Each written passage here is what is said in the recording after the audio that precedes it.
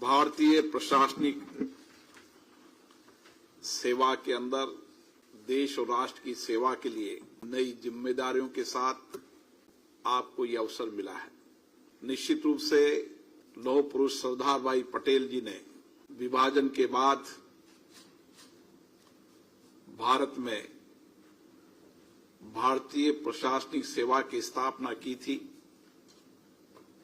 उस समय उनके विचार हमें मार्गदर्शन देते हैं और इसीलिए भारतीय प्रशासनिक सेवा को हमारे देश के अंदर सेवा के लिए सबसे उच्च सेवा मानी। आपने पूर्व में कई निजी कई सरकारी सेवाओं में अपने अध्ययन प्रशिक्षण का काम किया। उसके बाद कड़ी मेहनत और परिश्रम के बाद आपकी प्रतिभा, आपकी कौशल कुशलता, आपके ज्ञान के कारण आपका इस महत्वपूर्ण सेवा के अंदर चयन हुआ और निश्चित रूप से आज हम कह सकते हैं दुनिया के अंदर भारत की भारतीय प्रशासनिक सेवा ने इस 75 वर्ष की यात्रा के अंदर सफल परिणाम भी दिए और देश के आर्थिक सामाजिक परिवर्तन करने के अंदर बहुत बड़ा योगदान दिया। आज आपको अवसर मिला है कि आज आप दुनिया के सबसे बड़े लोकतंत्र संसद के अंदर आपको आने का अवसर मिला है और दुनिया के अंदर जब हम लोकतंत्र की बात करते हैं तो ये हम गर्व से कह सकते हैं कि दुनिया में सबसे बड़ा लोकतंत्र, पारदर्शी जवाबदेही लोकतंत्र और उसके साथ भारत का संविधान जो हम सबका मार्गदर्शक है, इस पर आज हम सबको गर्व है। और दुनिया के आप अध्ययन करेंगे तो आप देखेंगे कि जिन देशों के अंदर लोकतंत्र प्रभावी रहा है, लोकतंत्र प्रक्रिया पारदर्शी रही है, उन देशों ने सामाजिक आर्थिक परिवर्तन के साथ विकास में, सामाजिक परिवर्तन में, आर्थिक परिवर्तन में नई ऊंचाइयां प्राप्त की हैं और इसीलिए दुनिया के अंदर जो देशों में लोकतंत्र नहीं है वह भी प्रयास करते हैं कि हम लोकतांत्रिक प्रक्रियाओं को अपनाएं और इसीलिए दुनिया ने माना है कि शासन चलाने की सर्वश्रेष्ठ पद्धति है तो संसदीय लोकतंत्र है और इसीलिए इस लोकतंत्र के मंदिर के माध्यम से चर्चा, संवाद, सहमति, असहमति,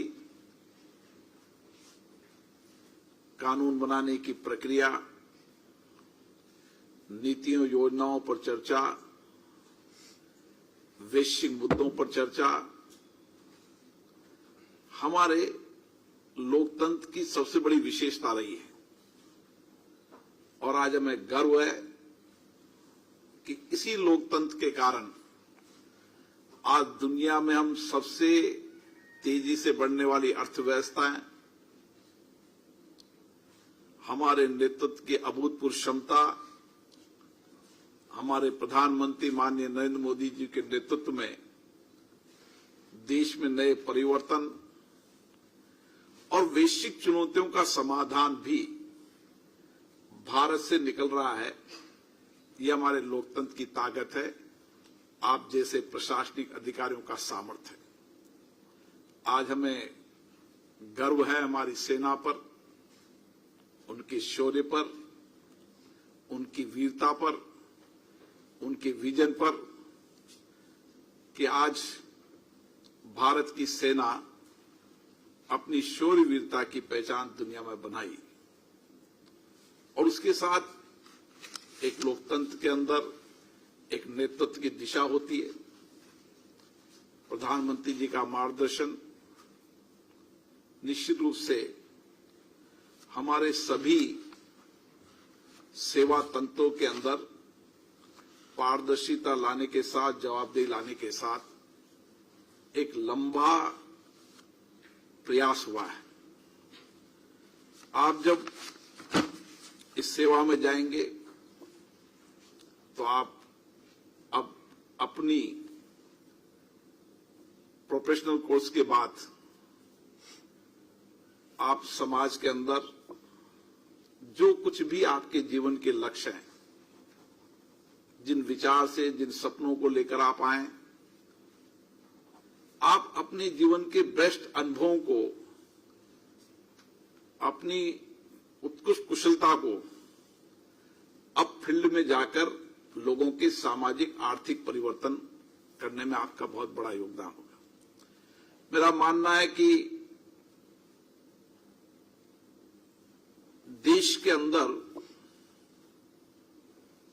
परिवर्तन करने में सबसे सार्थक भूमिका आपकी है। हमारा जब संविधान बना था तो उस संविधान के अंदर विधायिका, कार्यपालिका, न्यायपालिका और उसमें विधायिका की भूमिका के साथ कार्यपालिका की भूमिका भी महत्वपूर्ण है, क्योंकि जो फैसले संसद में होते हैं, विधानसभाओं में होते हैं, नियम कानून बनते हैं, योजनाएं बनती है, उसका असली एग्जीक्यूशन का काम कार्यपालिका के रूप में आप करते हैं। और इसीलिए आपको संवेदनशीलता के साथ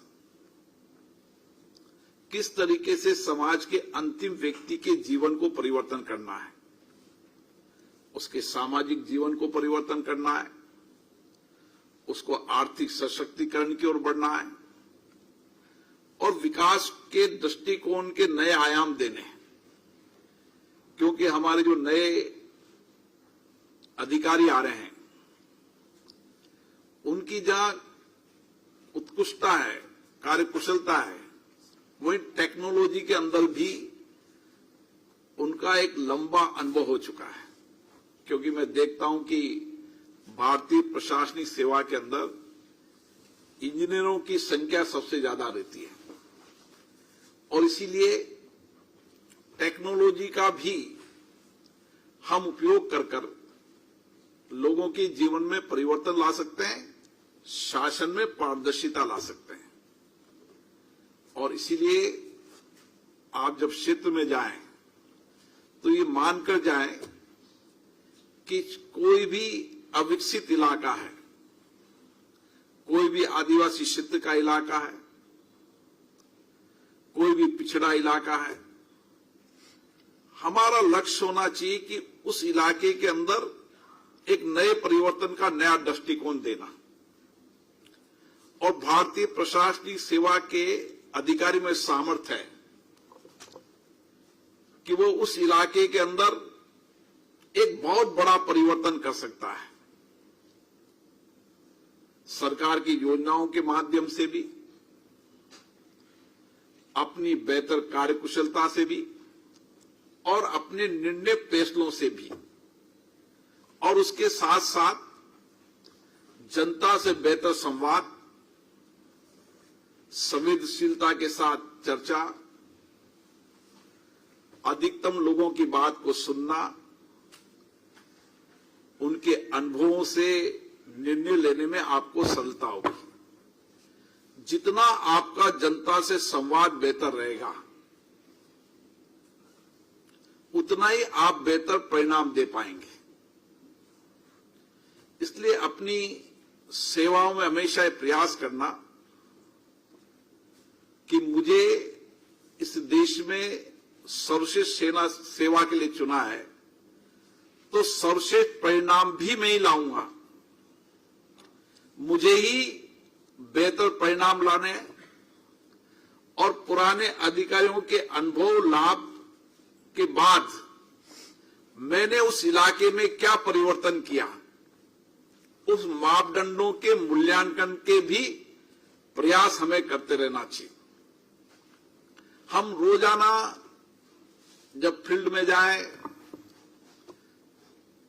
किसी क्षेत्र में जाएं, तो रोज अपने कार्यों का मूल्यांकन होना चाहिए। मेरा आज के दिन मैंने मेरे कार्य से देश और समाज में क्या परिवर्तन किया, ये मूल्यांकन आप जब करने लगेंगे तो आपकी अपनी सेवाओं से आपको नई ऊर्जा मिलेगा, नया सामर्थ्य मिलेगा। मेरा मानना है कि जितने लोगों के जीवन, गरीबों के जीवन परिवर्तन करोगे, उनके आंख के आंसू पहुंचोगे, उसके चेहरे पे खुशी लाओगे, वो वंचित गरीब व्यक्ति जो बहुत वर्षों तक अगर सरकारी व्यवस्था में कई निर्णय नहीं हो पाया तो उसके निर्णय करोगे, तो आपको जो प्रसन्नता मिलेगी वही आपकी सबसे बड़ी ताकत होती है। मैं राजनीतिक जीवन में कार्यकर्ताओं से कहता हूं कि राजनीतिक जीवन का सबसे ज्यादा अच्छा पल कौन सा होता है।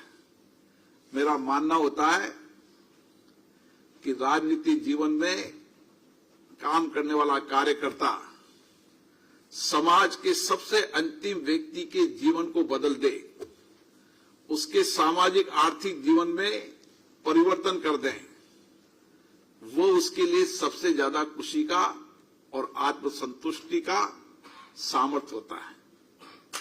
और आज मैं देख रहा हूं, एक बहुत बड़ी परिवर्तन देश में देख रहा हूं कि किसी जमाने के अंदर हमारी महिलाएं 10%, 5% सरकारी सेवा में होती थी।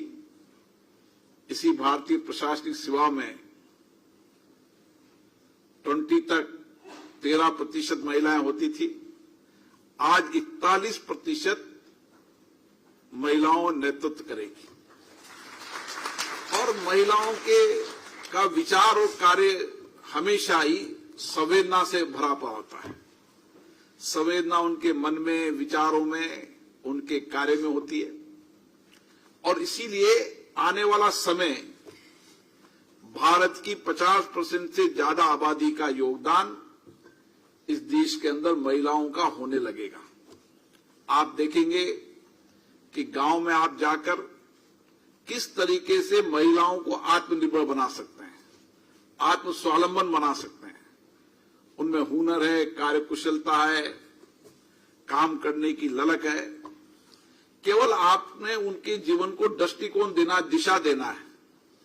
सरकार की योजनाओं के अलावा भी जो जितने भी आपके सोर्स हैं, उन सोर्सों का आपके अनुभव का लाभ उनको मिले और उनके जीवन में परिवर्तन हो सके। इसके लिए आपका शिक्षा का अनुभव तो आपको निश्चित रूप से दृष्टिकोण देता ही है, लेकिन व्यावहारिक जीवन के अंदर आपका फील्ड का अनुभव आपको निश्चित रूप से नया दृष्टिकोण देगा। मेरा मानना है आप बस इसी लक्ष्य से जाना कि मेरी ही जिम्मेदारी है, जिस क्षेत्र में मुझे जिम्मेदारी मिली है, मेरे सपने, मेरे लक्ष्य सबसे सर्वश्रेष्ठ काम करने के हैं। जो पुराने जितने भी अधिकारी रहे हैं, उन अधिकारियों में मैं ही सर्वश्रेष्ठ काम करके जाऊं, तो आने वाले समय के अंदर जिस क्षेत्र में आप जाएंगे, आपका ये सबसे एसडीओ, एससीएम जो आपका सबसे नीचे फील्ड का रहता है, तहसीलदार की भी ट्रेनिंग होती है आपकी, वही आपको सबसे बड़ा लाभ मिलेगा। उसी से ही निकट संबंध होने के कारण परिवर्तन होता है।